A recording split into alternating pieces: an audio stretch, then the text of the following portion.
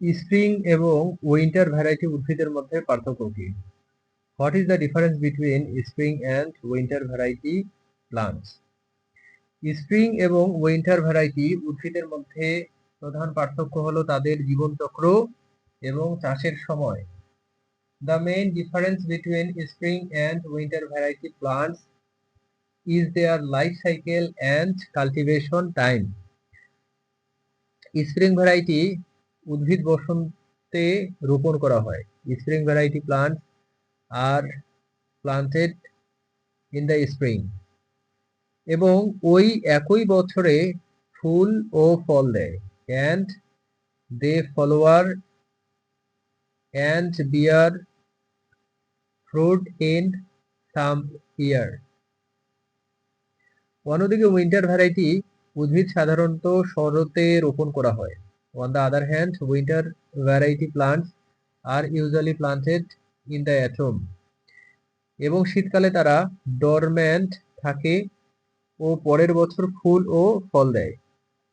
And they remain dormant during the winter and flower and bear fruit the following year. বেনিয়াল উদ্ভিদের ফুল ধারণের জন্য কত বছর প্রয়োজন? How many years do biennial plants need for flowering? বেনিয়াল উদ্ভিদের ফুল ধারণের জন্য সাধারণত 2 বছর প্রয়োজন।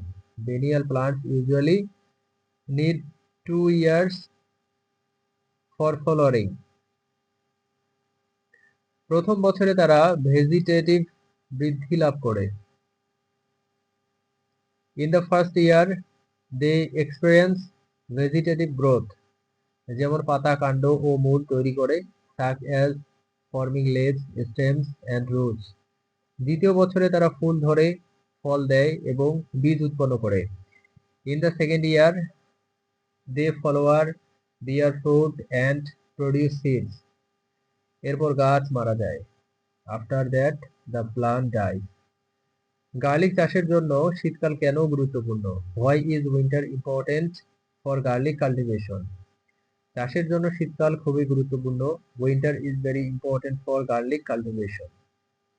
কারণ গার্লিক একটি cold season crop.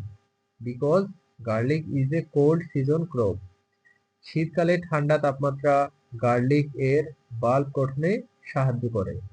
Cold temperature during winter help in garlic bulb formation.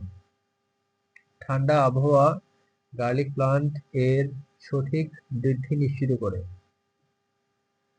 Cold weather ensures proper growth of the garlic plant. ভালো ফলন পেতে সহায়তা করে। And help in getting a good yield. Vernalization এর স্থানগুলো উল্লেখ করো। Mention the sites of vernalization. Vernalization সাধারণত উদ্ভিদের মেরিস্টেমেটিক্যালি অ্যাক্টিভ অঞ্চলে ঘটে। Vernalization usually occurs in the meristemically active regions of plants. এর মধ্যে রয়েছে শুট এবং root apex. This include the shoot and root apex.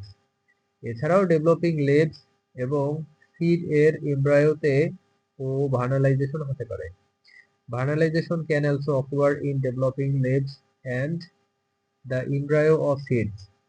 এই স্থানগুলোতে নিম্ন তাপমাত্রা স্টিমুলাস গ্রহণ করে ফুল ধারণের প্রক্রিয়া শুরু হয়। In this place, low temperature stimulus is received and the flowering process begins.